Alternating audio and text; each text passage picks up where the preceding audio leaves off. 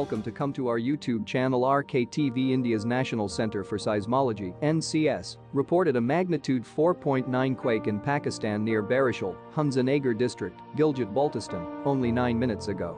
The earthquake hit in the morning on Tuesday, July 5, 2022, at 10:08 a.m. local time at a very shallow depth of 5 kilometers.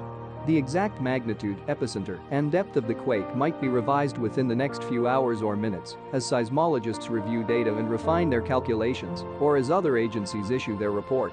Please like, subscribe and share our YouTube channel for more update. Thanks for watching.